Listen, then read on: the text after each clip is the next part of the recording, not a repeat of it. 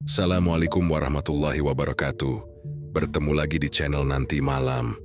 Gimana kabarnya teman-teman? Semoga kalian dalam keadaan sehat selalu. Malam ini saya akan membawakan cerita pesugihan penjual martabak di Subang. Jangan lupa subscribe dan nyalakan lonceng notifikasinya agar nggak ketinggalan cerita horor berikutnya. Oke, tanpa berlama-lama lagi, siapkan nyali kalian karena kita akan langsung masuk ke ceritanya. Di sebuah sudut jalan kecil di Subang, tepat di dekat lampu merah yang sering padam, berdirilah sebuah gerobak martabak sederhana. Di atasnya ada tulisan besar, "Martabak Manis Mas Yogi, cuman sekali gigit, langsung nagih." Gerobak itu sudah berdiri hampir 2 tahun, menemani malam-malam orang-orang yang mencari jajanan hangat sebelum pulang ke rumah. Yang jualan, seorang pria berumur 30 tahun, namanya Yogi. Warga sekitar memanggilnya Mas Yogi. Mas Yogi bukan tipe orang yang banyak bicara. Ia lebih suka tersenyum sambil sibuk mengaduk adonan dan memutar loyang martabak dengan tangan terampil. Rambutnya selalu ditutup topi kecil berlogo bola, dan lengan bajunya digulung sampai siku. Di samping gerobaknya, ada satu bangku panjang dari kayu. Tempat pelanggan biasa duduk menunggu sambil ngobrol.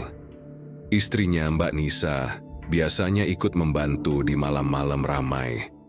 Ia bagian menyiapkan bahan-bahan, membungkus pesanan, atau sekadar menyapa pelanggan agar tetap betah menunggu. Kehadiran Nisa seperti bumbu tambahan di gerobak martabak itu, ramah, cekatan, dan selalu tersenyum. Walau kadang senyumnya terlihat dipaksakan jika penghasilan hari itu kurang dari harapan. Hari-hari mereka sebenarnya sederhana. Buka dari jam 5 sore sampai tengah malam. Pulang dengan hasil pas-pasan. Kadang cukup buat belanja esok hari, kadang terpaksa ngutang ke warung burung. Tapi mereka tetap berusaha, tetap semangat. Namun belakangan ini, wajah Mas Yogi mulai sering muram.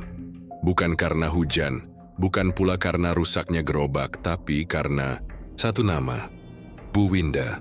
Beberapa bulan lalu, di ujung jalan yang sama, seorang wanita paruh baya membuka usaha martabak kekinian. Tenda modern dengan lampu terang, papan menu digital, dan bahkan layanan pesan online. Bu Winda, mantan pegawai restoran yang kini banting setir jualan martabak, datang dengan gebrakan. Martabak red velvet, topping keju lumer, dan saus tiramisu, semua ada. Tak butuh waktu lama, pelanggan Mas Yogi mulai berkurang. Banyak anak muda yang dulu langganan martabak tipis kering Mas Yogi, kini lebih suka martabak Instagramable Bu Winda. Jalan yang biasanya ramai di depan gerobak Mas Yogi mulai sepi, hanya 1-2 pelanggan yang masih setia. Suatu malam Mas Yogi duduk sendiri di bangku kayunya. Loyang martabak masih panas, tapi pembeli tak kunjung datang. Mbak Nisa duduk di dalam gerobak sambil menghitung uang hasil jualan hari itu. Cuman 125.000, gumam Nisa pelan. Buat beli margarin aja udah habis separuh. Mas Yogi tak menjawab. Ia hanya menatap ke arah tenda Bu Winda yang lampunya menyala terang seperti warung kopi besar. Antrian di sana panjang. Suara, tertawa, motornya parkir sampai ke trotoar. Padahal dulu yang ngantri di sini, ucapnya lirih, setengah bicara pada diri sendiri. Mbak Nisa mencoba menghibur. Rezeki udah ada yang ngatur, Mas. Kita usaha terus saja. Siapa tahu nanti rame lagi. Mas Yogi mengangguk pelan, tapi matanya tidak meyakinkan. Dalam hati, ia bertanya-tanya, kenapa rezeki harus seperti ini? Kenapa kerja keras kalah sama gaya? Beberapa hari berikutnya, kejadian yang lebih menyakitkan terjadi. Bu Winda datang langsung ke gerobak Mas Yogi. Bukan untuk beli, tapi untuk menyindir. "Yok, kalau butuh resep martabak kekinian, bilang aja ya. Kasian loh pelangganmu pada kabur semua. Zaman sekarang tuh orang nyari topping, bukan senyum doang," katanya sambil tertawa kecil. Lalu pergi meninggalkan aroma parfum mahal yang menusuk. Muka Mas Yogi merah padam. Tangannya mengepal, tapi ia tidak membalas. Ia tahu, jika ia marah, yang rusak bukan hanya gerobak tapi juga harga dirinya. Ia hanya diam. Tapi di dalam hatinya, sesuatu mulai berubah. Perasaan pahit itu tumbuh dan menetap, seperti martabak gosong yang tetap dipaksa dijual. Malam itu, setelah menutup gerobak lebih awal, Mas Yogi berjalan sendirian ke arah pasar malam. Hanya untuk menenangkan pikiran, tapi takdir punya rencana lain. Di sanalah, di antara lampu kerlap-kerlip dan suara tawa anak kecil, ia bertemu dengan seseorang yang akan mengubah hidupnya untuk selamanya. Seseorang yang menawarkan jalan pintas dengan harga yang sangat mahal. Sejak malam itu Mas Yogi tidak lagi sama. Wajahnya yang dulu tenang dan sabar kini lebih sering terlihat gelap. Senyumnya hilang, digantikan tatapan kosong setiap kali ia memandangi tenda martabak milik Bu Winda yang makin ramai. Setiap lampu, neon tenda itu menyala. Rasanya seperti sinar yang menampar harga dirinya sebagai pedagang lama yang perlahan dilupakan. Sudah 2 minggu lebih, hasil jualan Mas Yogi terus menurun. Dalam sehari, paling laku 3-5 martabak. Sisanya dibawa pulang atau dibagikan ke tetangga. Kadang, biar nggak basi, ia dan Nisa memakannya sendiri untuk makan malam. Nisa tetap berusaha ceria, menyemangati suaminya agar tidak putus asa, tapi hatinya pun ikut lelah. "Mas, kalau memang harus cari kerja lain dulu sambil jualan, nggak apa-apa. Aku bisa bantu jualan kecil-kecilan di rumah," ucap Nisa suatu malam ketika mereka sedang menutup gerobak. Mas Yogi menggeleng, pelan, tapi pasti. "Aku nggak mau nyerah, Nis. Martabak ini udah kayak hidupku. Kalau aku tinggalin, sama aja kayak ninggalin semua perjuangan kita dari awal." Nisa terdiam. Ia tahu Mas Yogi keras kepala, tapi juga tahu kalau suaminya sedang hancur di dalam diamnya. Mungkin bukan hanya karena persaingan, tapi karena harga dirinya yang perlahan runtuh. Di sisi lain jalan Bu Winda seperti ratu malam yang baru. Dengan pakaian modis dan parfum mahal, ia duduk di balik meja kasir sambil tertawa-tawa bersama pelanggan muda. Ia sering pamer di media sosial, live TikTok, sambil menunjukkan antrean panjang di tendanya. Kadang sengaja mengarahkan kamera ke arah gerobak Mas Yogi yang sepi, lalu menertawakannya secara halus. "Martabak zaman dulu tuh udah nggak zaman, Sob. Nih, lihat topping kita. Ada Nutella asli, ada sereal unicorn, ada keju Korea. Bukan martabak, gosong rasa sabun cuci piring," katanya dalam salah satu siaran langsungnya. Mas Yogi tahu. Ia pura-pura tak dengar, pura-pura tak peduli. Tapi hatinya tercabik. Suatu malam Bu Winda bahkan menyuruh seorang karyawan muda untuk memesan martabak ke gerobak Mas Yogi. Ketika Mas Yogi mengaduk adonan dan mulai memanggang, anak muda itu merekam diam-diam dengan ponsel. "Heh, lihat nih guys, ini martabak OG Subang, martabak nostalgia.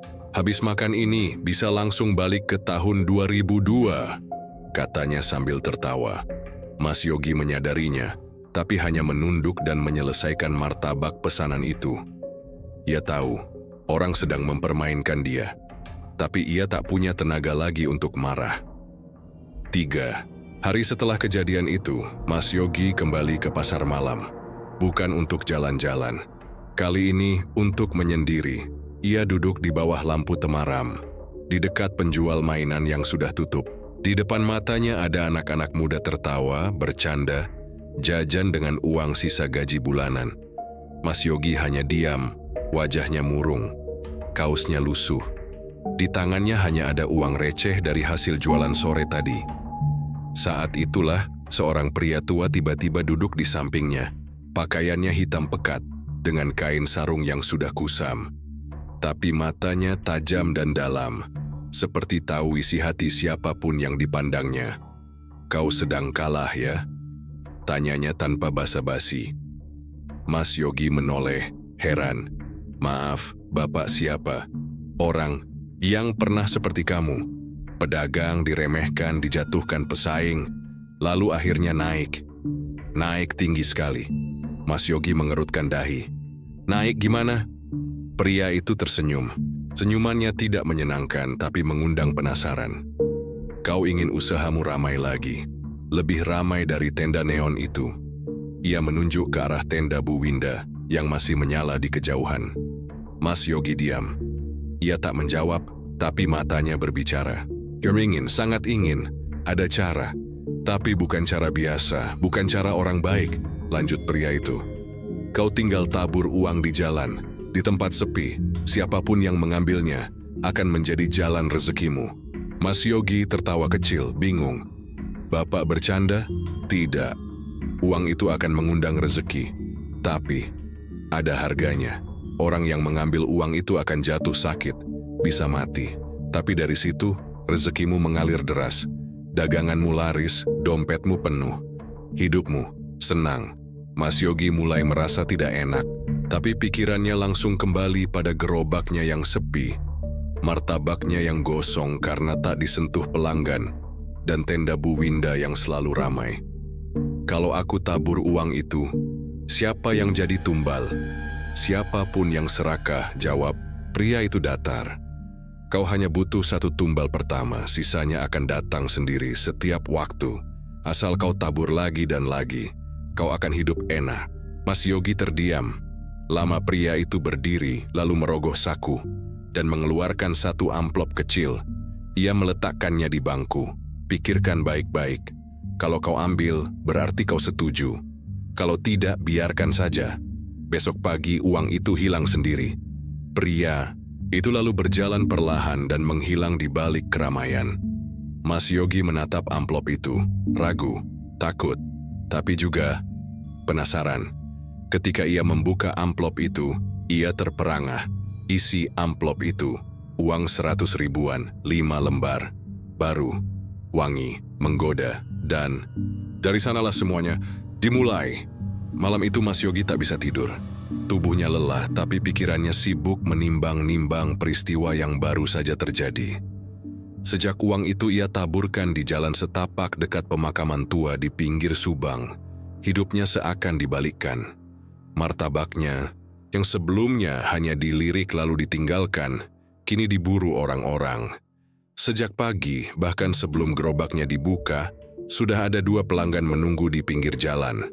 Yang satu mengaku melihat review viral di TikTok, yang satunya lagi bilang, teman kantornya merekomendasikan martabak Mas Yogi karena rasanya beda dari yang lain. Mereka memesan dalam jumlah banyak, sampai Mas Yogi harus menolak pesanan, karena bahan sudah habis di jam 8 malam. Wajah Mas Yogi kembali berseri, senyumnya muncul lagi. Tapi di balik sorot matanya, ada sesuatu yang berubah. Tatapan yang tidak lagi setulus dulu. Kini ada kebanggaan, bercampur ketakutan. Malam ketiga setelah uang ditabur, kabar itu sampai ke telinga mereka. Seorang bocah berusia 9 tahun ditemukan meninggal mendadak di rumahnya. Anak itu demam tinggi. Sejak malam ia ditemukan membawa selembar uang 2 ribuan yang katanya ia pungut saat pulang mengaji. Mas Yogi dan Nisa saling berpandangan saat mendengar kabar itu dari tetangga. Tubuh mereka merinding. Jantung Nisa berdegup kencang. Ia menggenggam tangan suaminya, pelan-pelan bertanya, "Mas, itu anak yang kita lihat waktu itu ya?" Mas Yogi mengangguk pelan, tanpa suara. "Dia jadi tumbalnya." Suara Nisa gemetar. Mas Yogi menarik napas panjang, lalu berkata dengan suara yang lebih dalam dari biasanya, "Kita sudah memilih jalan ini, Nis. Kita nggak bisa mundur." Nisa ingin menangis, tapi air matanya tertahan. Di kepalanya, bayangan rumah kontrakan mereka yang kini bisa dibayar lunas terus mengganggu. Bayangan dapur mereka yang dulu kosong kini berisi sembako dan stok bahan martabak. Ia menelan rasa bersalah. Sudah dalam 2 minggu berlalu, Mas Yogi makin terkenal. Gerobaknya kini dipasangi neon kecil buatan temannya dengan tulisan Martabak Yogi, cita rasa asli pinggir jalan. Ia bahkan sempat diwawancarai oleh akun Instagram lokal Subang. Dagangannya habis setiap malam, kadang sebelum jam 9. Bu Winda tentu saja tidak tinggal diam. Ia mulai menyadari bahwa pelanggan lamanya beralih ke lapak Mas Yogi. Ia menyebar kabar bahwa martabak Yogi mengandung pengawet, bahkan sempat menuduh Mas Yogi memakai ilmu hitam. Tapi orang-orang justru makin penasaran. Apalagi dari mulut ke mulut, rasa martabak Yogi seperti punya efek ketagihan. Namun di balik itu semua, Mas Yogi mulai melihat tanda-tanda yang aneh. Kadang, saat mengaduk adonan, bayangan di loyangnya tidak mengikuti gerak tangannya. Atau ia mendengar suara langkah kaki di belakang gerobak, tapi saat menoleh, tak ada siapa-siapa. Mbak Nisa pun mulai sering mimpi buruk. Dalam mimpinya, bocah yang menjadi tumbal pertama duduk di depan rumah mereka, memegang uang lusuh sambil menangis. Kadang Nisa terbangun dengan suara tangisan yang entah dari mana. "Mas, aku takut. Ini semua nggak benar," ucap Nisa suatu malam. Mas Yogi memandangi wajah istrinya yang pucat. "Tapi kita sudah terlalu dalam, Nis. Sekarang, kalau kita berhenti, mungkin kita yang jadi tumbal." Nisa menutup wajahnya. Hatinya berkecamuk. Ia tidak ingin kehilangan suaminya. Tapi ia juga tidak tahan dengan bisikan-bisikan yang kerap muncul di telinganya saat malam. Sesuai janji pria tua di pasar malam, Mas Yogi tahu kapan saatnya harus menyebar uang lagi. Perasaan itu datang seperti firasat. Tiba-tiba, rezeki martabaknya mulai seret di hari ke-17. Pelanggan berkurang, rasa martabak terasa hambar meski resep sama. Malam harinya Mas Yogi mengambil kantong kain hitam yang disimpan di bawah tempat tidur. Di dalamnya masih ada beberapa lembar uang receh yang bau anyirnya belum hilang. Ia menggandeng Nisa, dan untuk kedua kalinya, mereka menyebar uang itu di dekat kebun kosong di belakang masjid tua. Tak lama, seorang pemulung tua lewat. Ia memungut uang itu dengan mata berbinar. Mas Yogi menunduk. Nisa menahan air mata. 3 hari kemudian, pemulung itu ditemukan meninggal di pos ronda, membeku di tengah malam. Tak ada luka, tak ada sebab. Polisi menyebutnya kematian wajar karena usia dan cuaca. Tapi Mas Yogi dan Nisa tahu, itu bukan kematian biasa, itu adalah pembayaran. Harga dari jalan pintas yang mereka ambil. Sejak saat itu, Mas Yogi dan Nisa masuk dalam siklus yang kelam. Berjualan, sukses, jatuh. Menyebar uang, tumbal, kembali sukses. Begitu terus, selama 6 tahun, 6 tahun penuh uang, rumah baru, motor matic, ponsel keluaran terbaru, dan hidup yang tampaknya berhasil. Tapi juga 6 tahun penuh rasa bersalah, mimpi buruk, bisikan aneh, dan bayangan orang-orang yang telah jadi tumbal. Dan mereka tidak tahu bahwa waktunya akan datang juga, bahwa setelah 6 tahun giliran mereka akan tiba. 6 tahun, bukan waktu yang singkat. Sejak malam pertama uang pesugihan itu ditebar di jalan sunyi, hidup Mas Yogi dan Mbak Nisa berubah drastis. Mereka tak lagi tinggal di kontrakan sempit. Kini, mereka punya rumah sendiri di pinggiran kota Subang, dengan pagar besi hitam dan taman kecil di depan. Gerobak martabak yang dulu reyot diganti dengan tenda modern yang dirancang khusus. Bahkan Mas Yogi tak perlu berdiri memanggang lagi. Ia sudah mempekerjakan 2 karyawan muda untuk bagian masak. Banyak orang iri, banyak yang kagum. Dari tukang, martabak jadi pengusaha, begitu kata mereka. Tapi tak ada yang tahu setiap keberhasilan itu dibayar mahal. Sangat mahal, sudah tak terhitung berapa kali Mas Yogi menebar uang kutukan itu. Ia selalu tahu kapan waktunya. Biasanya ditandai dengan hal-hal kecil yang hanya bisa dirasakan oleh mereka yang sudah terikat perjanjian. Sendok adonan yang patah tiba-tiba, suara burung gagak di malam hari, atau bayangan hitam yang berdiri sebentar di ujung jalan. Setiap kali tanda itu muncul, Mas Yogi tahu waktu menabur sudah dekat. Ia akan mengambil kantong kain hitam itu, yang entah kenapa tidak pernah habis isinya, dan pergi bersama Nisa ke tempat-tempat sepi. Sawah, jalan setapak, bawah jembatan, atau bahkan depan panti asuhan. Dan selalu saja, ada yang menemukan uang. Itu Susio, dan selalu saja 3 hari kemudian, tumbalnya datang. Tapi kini sesuatu terasa berbeda. Suatu malam, Mas Yogi terbangun dengan tubuh gemetar. Keringat membanjiri wajahnya meski udara di kamar dingin. Dalam mimpinya, ia melihat semua tumbal, anak kecil, pemulung tua, ibu hamil, bahkan seorang pengendara motor berdiri mengelilinginya. Mereka diam, tidak berbicara, tapi menatap dengan mata kosong dan kulit pucat. Uang receh menempel di kening mereka seperti cap. Di belakang mereka berdiri sesosok makhluk tinggi, hitam, bermata merah menyala. Makhluk itu menunjuk langsung ke dada Mas Yogi. Ketika ia terbangun, suara azan subuh terdengar samar dari kejauhan. Tapi perasaan dingin itu tidak hilang. Hari-hari berikutnya, keanehan semakin sering terjadi. Salah satu karyawan Mas Yogi tiba-tiba mengundurkan diri. Katanya, ia sering melihat bayangan hitam di dapur tempat mereka membuat adonan. Gak tahu mas, saya ngerasa martabak ini baunya beda. Kadang saya kayak lihat darah netes dari loyang, tapi pas dicek nggak ada apa-apa. Maaf, saya nggak kuat, katanya sebelum pergi. Tak lama setelah itu, pelanggan-pelanggan tetap mulai berkurang. Ada yang bilang rasanya aneh, ada yang mengaku sakit perut.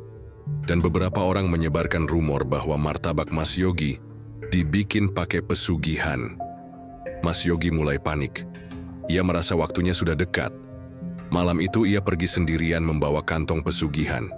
Tapi anehnya, kali ini ia tak bisa menemukan tempat yang cocok. Setiap jalan sepi yang ia datangi terasa diawasi. Seperti ada mata yang mengintip dari balik pepohonan. Ia baru kembali ke rumah menjelang subuh dengan tubuh gemetar dan mata merah. "Mas, kamu kenapa?" tanya Nisa. Khawatir. Mas Yogi hanya menatapnya dengan mata kosong. "Gak bisa, uangnya nolak nis, mereka nyari yang lain." Nisa mulai ketakutan. Apa maksudnya? Mas Yogi tak menjawab. Ia hanya terduduk di teras rumah, menatap langit yang mulai terang. Ia tahu, uang itu tak mau ditebar lagi. Tumbal berikutnya sudah dipilih. Beberapa hari kemudian, Nisa mulai sakit. Awalnya hanya demam biasa, tapi suhu tubuhnya naik drastis. Setiap malam, dan matanya sering kosong menatap langit-langit kamar. Ia meracau dalam tidurnya, menyebut nama-nama yang tidak dikenal. "Anak itu, kembalikan uangnya. Jangan biarkan aku belum siap." Mas Yogi mencoba membawanya ke dokter tapi hasilnya nihil. Semua tes medis menunjukkan bahwa Nisa sehat. Tidak ada infeksi, tidak ada penyakit, tapi tubuhnya semakin melemah. Malam ke-7 demam itu, Nisa memegang tangan suaminya dengan lemah. Bibirnya gemetar. "Mas, jangan teruskan. Mereka mau aku tahu." Mas Yogi menangis, ia menggenggam tangan istrinya erat-erat. "Aku minta maaf Nis, aku cuma pengen kita hidup layak. Aku nggak mau kamu menderita." Nisa tersenyum lemah. "Kita semua akan dibayar mas, kalau bukan sekarang, nanti." Dan malam itu tepat pukul 2 pagi, Nisa berhenti bernapas. Wajahnya tenang, terlalu tenang. Sejak kematian istrinya, hidup Mas Yogi hancur. Ia tak lagi berjualan. Gerobak martabaknya ia bakar sendiri di depan rumah. Rumah yang dulu penuh canda tawa kini jadi sunyi seperti kuburan. Orang-orang yang dulu menyanjung, menjauh. Tetangga menghindar. Anak-anak kecil menutup wajah kalau melihatnya lewat. Mas Yogi mulai bicara sendiri. Kadang tertawa keras, kadang menangis tanpa sebab. Di malam hari, ia berdiri di tengah jalan, menggenggam uang receh dan berteriak, "Siapa mau uang? Siapa mau hidup enak? Ayo, ambil aja semua." Warga melaporkan ke pihak berwajib. Tapi setiap kali petugas datang, Mas Yogi hanya duduk diam di teras rumah, seperti patung. Tangannya memegang kantong kain hitam yang kini sudah penuh debu. Kantong yang dulu jadi kunci kesuksesannya, kini jadi beban yang tak bisa ia buang. Tak ada yang tahu pasti bagaimana akhir hidup Mas Yogi. Ada yang bilang ia dibawa ke rumah sakit jiwa. Ada yang bilang ia menghilang suatu malam, meninggalkan rumah dalam keadaan terkunci dari dalam.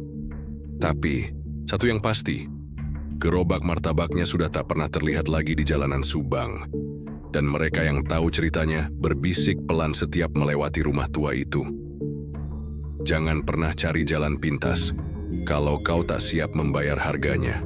Malam di Subang mulai sering diguyur hujan.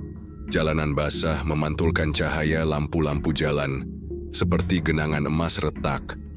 Tapi di satu sudut pinggiran kota, tepatnya di sebuah rumah tua dengan cat mengelupas dan jendela tertutup rapat, suasana begitu dingin dan mencekam meski tanpa hujan. Rumah itu, rumah peninggalan Mas Yogi dan Mbak Nisa. Sejak kepergian Mas Yogi yang misterius, rumah itu dibiarkan kosong. Tak ada yang berani menempati, bahkan sekadar membersihkan halaman. Orang-orang bilang, setiap malam Jumat, terdengar suara loyang jatuh dan langkah kaki menyusuri dapur.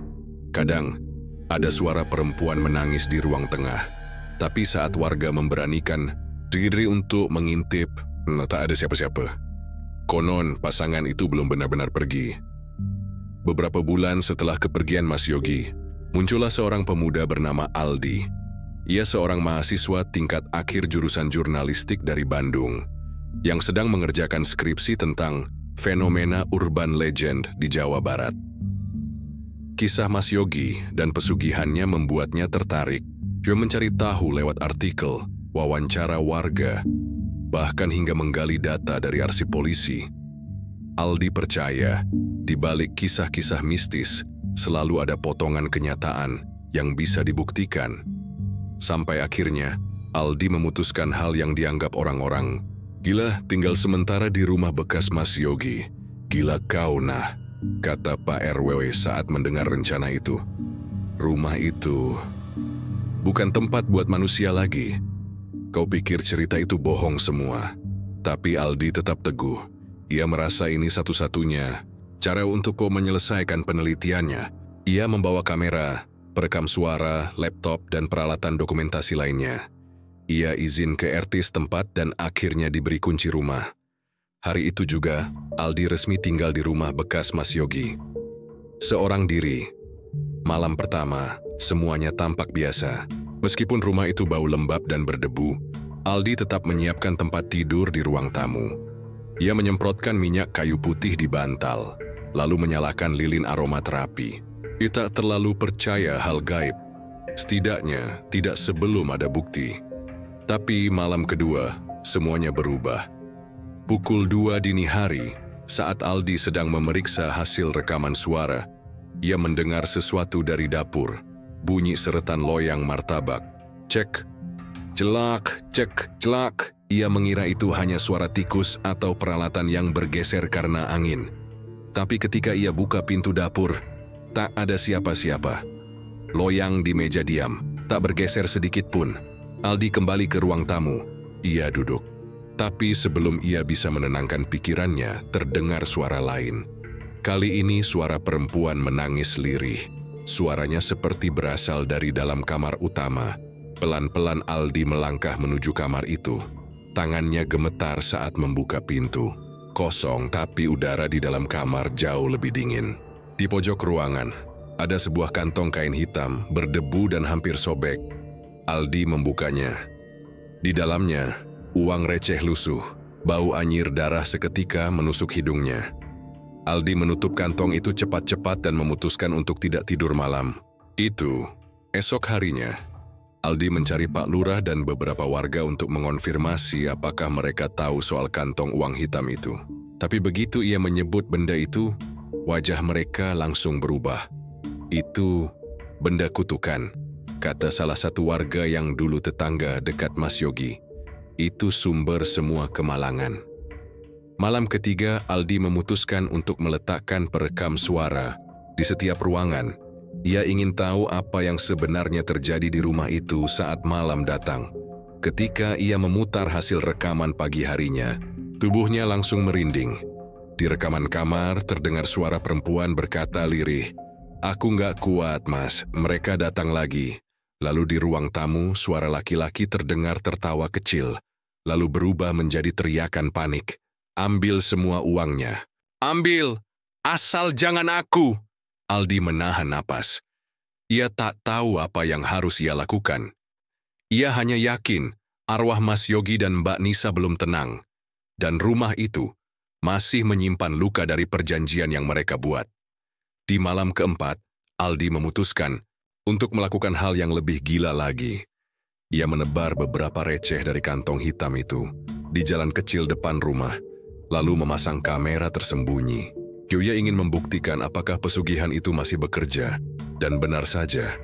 Seorang anak kecil yang lewat sepulang mengaji melihat uang itu. Ia pungut dan berlari pulang dengan riang. Aldi langsung menyesal. Ia merasa seperti mengulang kesalahan yang sama. Ia mengejar anak itu sampai ke rumahnya dan meminta orang tuanya membuang uang itu, memohon agar anak itu tidak menyimpannya. Untungnya keluarga itu mengerti dan segera membakar uangnya.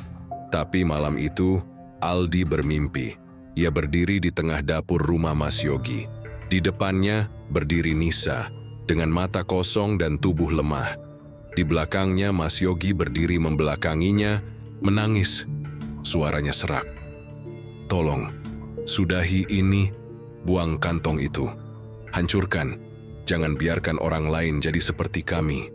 Aldi terbangun dengan napas terengah dan keringat dingin. Kantong uang itu kini ada di samping tempat tidurnya. Padahal ia yakin menyimpannya di dapur. Pagi itu, tanpa pikir panjang, Aldi mengambil kantong itu dan pergi ke pinggir hutan. Ia menggali lubang dalam, menaruh kantong itu, menyiramnya dengan minyak tanah dan membakarnya sampai jadi abu. Udara sekitar berubah panas. Angin bertiup kencang, tapi Aldi tidak gentar. Ia tahu, ini satu-satunya cara menyudahi semuanya. Sejak hari itu, rumah tua itu jadi tenang. Tak ada lagi suara loyang, tangisan, atau bisikan. Aldi kembali ke Bandung, menulis skripsinya dengan judul Harga Sebuah Pesugihan, Studi Kasus Martabak, Subang. Ia lulus dengan predikat cum laude, tapi setiap kali hujan turun dan angin bertiup lewat jendela, Aldi kadang masih mencium bau anyir uang receh. Mungkin karena trauma, atau mungkin karena sesuatu belum benar-benar selesai. Waktu terus berjalan. Kehidupan di Subang perlahan kembali normal. Kisah tragis Mas Yogi dan Mbak Nisa mulai dilupakan, terkubur oleh berita-berita baru dan urusan hidup sehari-hari. Rumah tua itu tetap dibiarkan kosong, tapi kini tak lagi jadi sumber bisikan atau jerit malam. Banyak orang mengira semua sudah berakhir, namun kenyataan tak seindah itu. 3 bulan setelah Aldi membakar kantong uang hitam itu, seorang pria tua dengan pakaian kusut datang ke Subang. Rambutnya memutih, wajahnya keriput, dan langkahnya pelan, tapi matanya tajam seolah bisa menembus isi kepala orang. Ia memperkenalkan diri sebagai Mbah Damar, seorang spiritualis dari daerah pegunungan di Garut. Ia datang bukan untuk liburan, tapi untuk mencari sesuatu yang telah dicuri dari perjanjian tua, yang telah berlangsung turun-temurun sejak zaman penjajahan. Malam itu, Mbah Damar menginap di rumah warga yang letaknya tak jauh dari rumah tua Mas Yogi. Ia duduk di teras dengan dupa menyala, sesekali menggumamkan doa dalam bahasa Jawa kuno. Warga sekitar yang lewat menghindar. Mereka merasa hawa di sekitar rumah itu kembali berat, seperti dulu.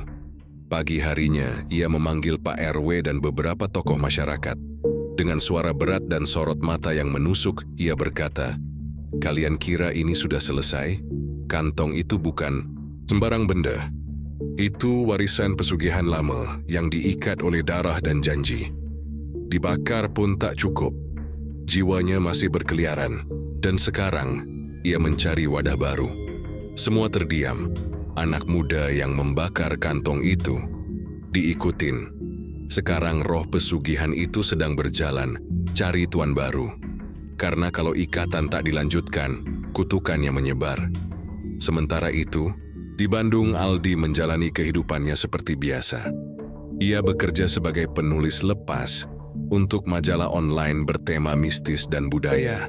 Pengalamannya di Subang menjadi tulisan paling banyak dibaca, membuatnya dikenal di kalangan pembaca kisah horor investigatif. Tapi malam-malamnya mulai terganggu. Ia sering bermimpi melihat jalanan yang gelap, dan di ujung jalan itu ada Mas Yogi duduk sambil menangis dengan loyang martabak di pangkuannya. Di belakangnya berdiri sosok hitam besar, tanpa wajah, hanya ada mulut yang selalu berbisik, "Giliranmu, giliranmu, giliranmu." Aldi terbangun hampir setiap malam, dingin. Keringat membasahi tubuhnya. Ia merasa diawasi, seolah sesuatu mengikuti kemanapun ia pergi.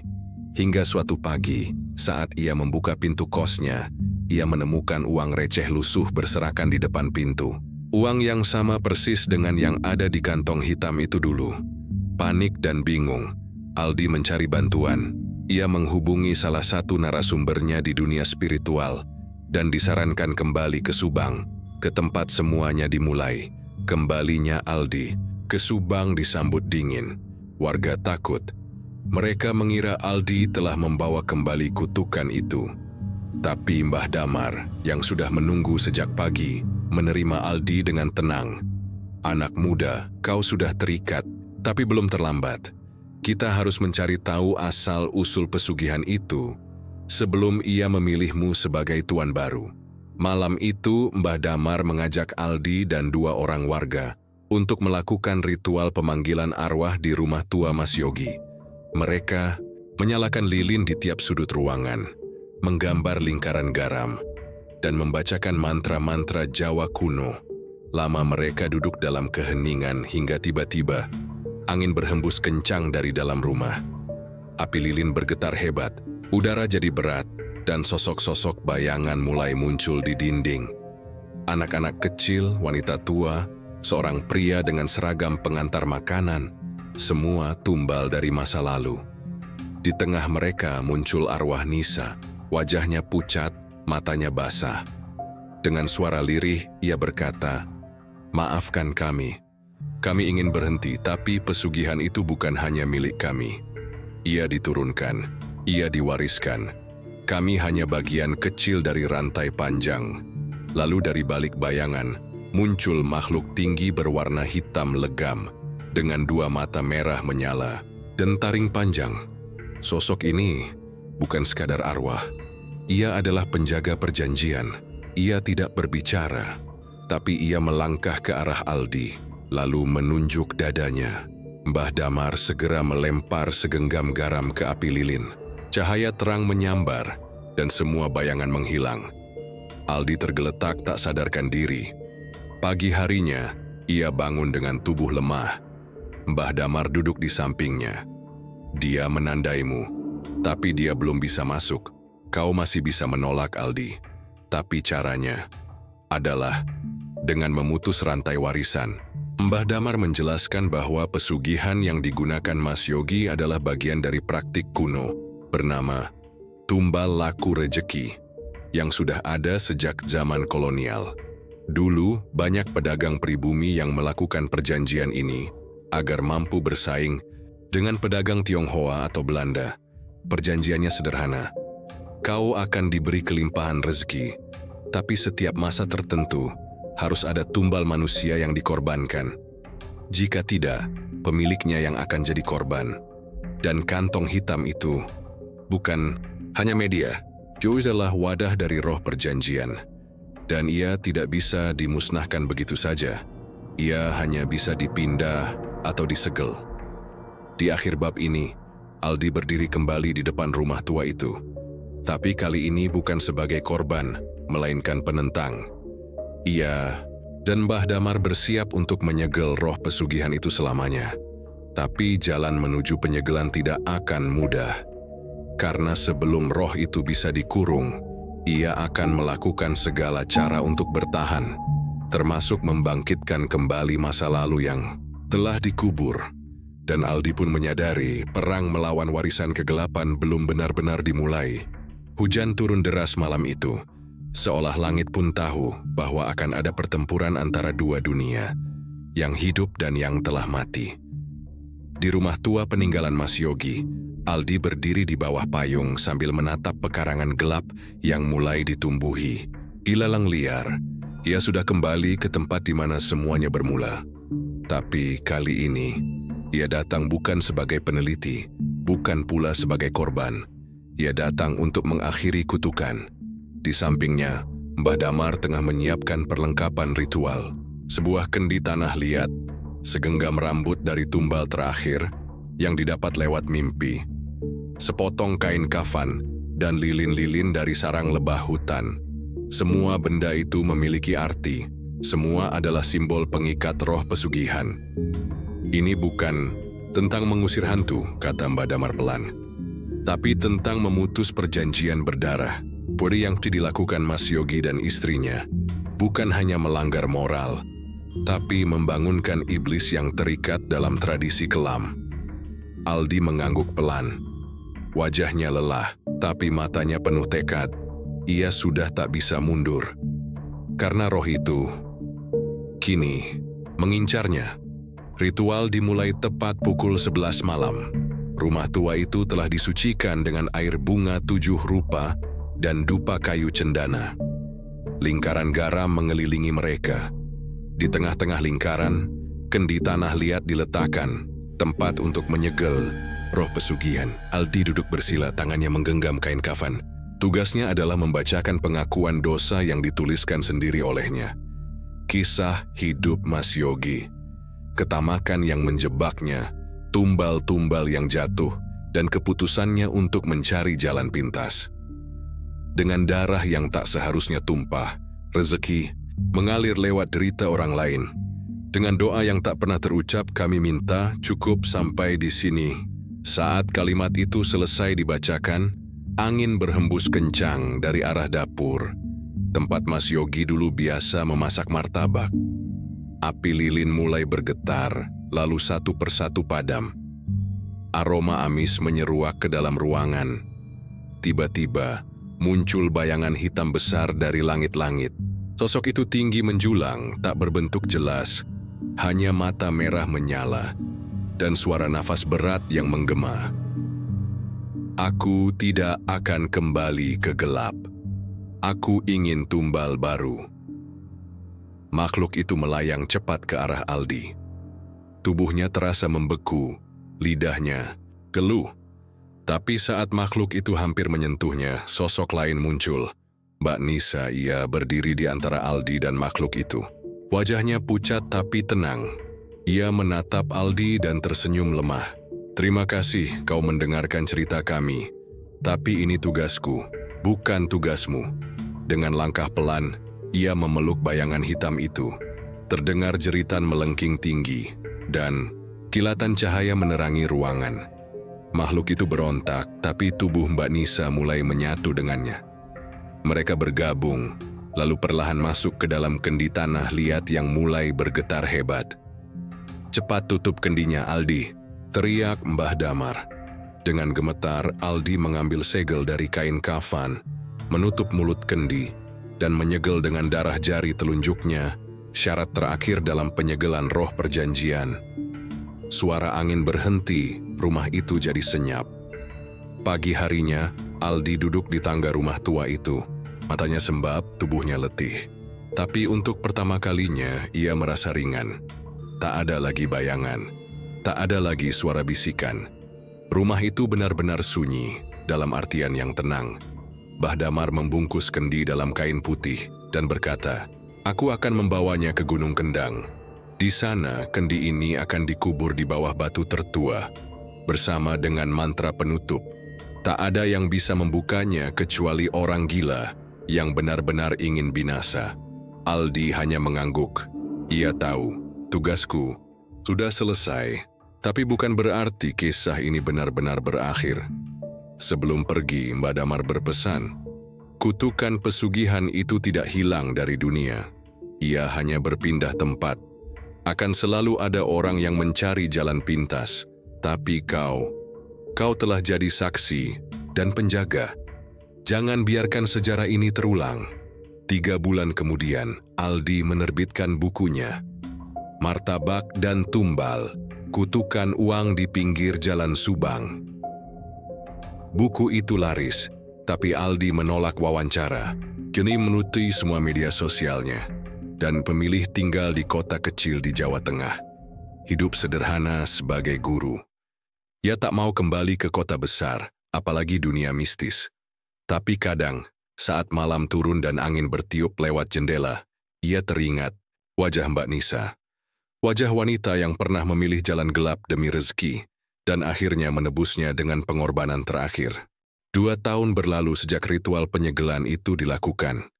Kisah Mas Yogi dan Mbak Nisa kini hanya menjadi bayangan samar dalam ingatan sebagian warga Subang. Rumah tua itu telah dirobohkan atas inisiatif warga sekitar, diganti dengan lahan kosong yang kini ditumbuhi ilalang liar. Tak ada yang berani menyentuh tanah itu lebih jauh. Bahkan saat ada rencana membangun warung atau rumah baru, semuanya batal tanpa alasan jelas. Namun seperti yang dikatakan Mbah Damar, kutukan pesugihan tidak benar-benar lenyap. Ia hanya berpindah tempat, menunggu jiwa yang cukup lemah untuk tergoda. Di kota kecil sebelah selatan Bandung, seorang pemuda bernama Reno tengah menjalani masa-masa sulit dalam hidupnya. Ia adalah pedagang keliling, menjual martabak mini dari gerobak dorong buatan sendiri. Hasil usahanya pas-pasan, cukup untuk makan sehari-hari dan bayar kontrakan kecil. Reno sering mendengar cerita dari temannya tentang cara-cara tidak biasa untuk cepat sukses. Awalnya ia menganggap semua itu omong kosong. Sampai suatu malam ia pulang larut dari berdagang dan menemukan seorang kakek tua duduk di pinggir jalan, tepat di depan gang kontrakannya. Kakek itu mengenakan sarung, jaket lusuh, dan topi caping lebar. Wajahnya tak terlihat jelas tapi suaranya berat dan tenang. "Capek ya nak? Jualan nggak habis lagi?" Reno mengangguk pelan, heran kenapa orang asing bisa tahu. Kadang, orang baik pun harus ambil jalan pintas. Yang penting bukan niatnya, tapi hasilnya. Kakek itu lalu mengeluarkan sebuah kantong, hitam kecil dari balik bajunya. Persis seperti yang pernah Aldi lihat dulu. Tapi Reno, yang tidak tahu apa-apa, hanya memandangnya dengan penasaran. "Kalau kamu mau, kantong ini bisa bantu jualanmu habis tiap hari. Bahkan bisa bikin kamu buka cabang di mana-mana. Tapi ada syarat kecil." Reno menatap tajam. "Tiap malam kamu harus tebarkan isi kantong ini di jalan. Jangan lihat siapa yang ambil. Jangan tanya. Jangan pernah bawa kembali. Kalau syarat itu dilanggar, ya kau tahu akibatnya nanti." Kakek itu tersenyum samar, lalu berjalan perlahan masuk ke gang dan menghilang. Malam itu Reno gelisah. Kantong hitam itu ia taruh di meja kontrakannya. Ia mencoba tidur, tapi pikirannya tak tenang, antara percaya dan ragu. Tapi esok paginya ia nekat mengikuti saran si kakek. Ia menebar isi kantong itu, beberapa lembar uang receh dan kertas lusuh, di trotoar dekat lampu merah. Siangnya, dagangannya ludes. Bahkan ada orang yang memesan untuk acara besar. Ia pulang membawa uang lebih banyak dari biasanya. Hatinya penuh syukur, atau barangkali mulai buta. Hari-hari berikutnya ia lakukan hal yang sama. Uang makin lancar, pelanggan makin banyak. Ia bisa pindah kontrakan, beli gerobak baru, bahkan menyewa 2 orang karyawan. Dalam 3 bulan, Reno berubah dari pedagang kecil menjadi bos martabak keliling. Tapi malam-malamnya mulai berubah. Ia mulai melihat bayangan hitam di cermin saat cuci muka. Suara langkah kaki saat ia tidur. Dan setiap kali lewat trotoar tempat ia menyebar uang, selalu ada bunga tabur berserakan, seperti habis ada kematian. Reno mengabaikan semua itu. Ia terlalu sibuk menghitung uang, terlalu sibuk menikmati rezeki, tanpa peduli asalnya. Sampai suatu malam, ia pulang lewat jalan yang biasa, dan melihat seorang anak kecil duduk sambil menggenggam selembar uang sobek. Anak itu tersenyum padanya, lalu berkata, "Terima kasih Om. Aku jadi bisa ikut ibu di sana." Lalu anak itu berjalan ke tengah jalan dan tertabrak truk yang melaju kencang. Reno menjerit. Dunia terasa runtuh, tapi semua orang di sekitarnya tak melihat apa-apa. "Anak siapa itu tadi?" tanyanya panik. Seorang tukang ojek menatap heran. "Anak? Dari tadi nggak ada siapa-siapa, Kang." Malam itu Reno muntah hebat. Ia membuka kantong hitam itu dengan marah dan hendak membakarnya. Tapi tangan kirinya melepuh seketika. Kantong itu menghitamkan jari-jarinya seperti luka bakar. Ia akhirnya menyimpan kembali benda itu gemetar. Di kamar kontrakannya, ia mendengar suara bisikan. "Giliranmu akan datang, tapi bukan sekarang. Nikmati dulu martabakmu." Di tempat lain di kota kecil di lereng gunung, Aldi sedang membaca koran sambil minum kopi. Ia membaca berita pendek di pojok kanan bawah halaman kedua. Pedagang martabak muda tiba-tiba melejit sukses di Cileunyi. Warga curiga ada hal mistis di baliknya. Aldi diam. Matanya menatap tajam ke arah berita itu. Ia tahu tanda-tandanya. Ia tahu bahwa kantong itu kembali muncul. Dan ia sadar, peperangan belum selesai. Ia berdiri, mengambil ransel lamanya yang berdebu, lalu menatap keluar jendela. Sudah waktunya aku kembali. Setelah membaca berita tentang keberhasilan mendadak Reno di Cileunyi, Aldi tidak bisa lagi menghindar. Ada sesuatu yang tak beres, sesuatu yang sudah pernah ia lawan tapi kini muncul kembali, lebih berbahaya. Ia tahu, pesugihan yang pernah menghancurkan hidup Mas Yogi dan Mbak Nisa kini mulai menancapkan kukunya lagi. Aldi segera berkemas, mengisi tasnya dengan beberapa benda yang dulu dipakai Mbah Damar untuk ritual penyegelan, garam suci, dupa, kendi tanah liat, dan kitab doa kuno. Namun kali ini ia harus melakukan sesuatu yang berbeda. Ia harus menghentikan kutukan itu sebelum lebih banyak nyawa yang menjadi tumbal. Perjalanan ke Cileunyi memakan waktu 2 jam dari kota kecil tempat Aldi tinggal. Hujan rintik-rintik menyambutnya sepanjang jalan, membuat suasana menjadi muram. Dia menekan tombol klakson motor dengan gugup, membayangkan pertemuan yang akan ia jalani. Bagaimana jika Reno sudah terlalu dalam terjerat? Bagaimana jika kantong hitam itu sudah mengambil alih jiwanya? Sesampainya di Cileunyi, Aldi mulai menyelidiki. Ia mendatangi pasar malam tempat Reno biasa berjualan. Gerobak martabak yang dulu sederhana kini sudah berkilau dengan dekorasi baru, lampu warna-warni, dan antrean pembeli yang tak putus. Reno tampak berbeda, lebih percaya diri, lebih mapan, tapi juga ada aura yang tak bisa dijelaskan oleh Aldi. Aldi mencari Reno, dan akhirnya bertemu di balik gerobak saat Reno sedang melayani pembeli. Saat Reno menatap Aldi, ekspresinya berubah dari ramah menjadi waspada. "Kau siapa? Apa yang kau mau di sini?" tanya Reno dengan nada tegang. "Aku Aldi. Dulu aku yang menulis tentang kisah pesugihan ini. Aku tahu apa yang kau lakukan, dan aku di sini untuk membantumu," jawab Aldi tegas. Reno memicingkan mata, ragu, tapi juga ada harapan dalam suaranya. "Aku tidak tahu apa ini benar, tapi setelah uang itu datang, hidupku berubah. Aku tidak ingin jadi korban, tapi aku merasa ada sesuatu yang mengikutiku." Aldi menarik napas panjang dan mulai menjelaskan. Ia menceritakan tentang Mas Yogi dan Mbak Nisa, tentang bagaimana pesugihan itu memberi kekayaan, tapi mengambil nyawa sebagai tumbal, tentang bagaimana kantong hitam itu adalah wadah kutukan yang tidak bisa dihancurkan dengan mudah. Semakin lama, Reno mulai mengerti. Ia merasa bersalah dan ketakutan. Ia ingin berhenti, tapi kantong hitam itu terasa seperti bagian dari hidupnya sekarang. Aldi kemudian mengeluarkan kendi tanah liat yang dulu dipakai untuk menyegel roh pesugihan. Ia menjelaskan bahwa satu-satunya cara adalah dengan ritual penyegelan ulang yang harus dilakukan dengan kehendak dan pengorbanan penuh dari si pemilik kantong.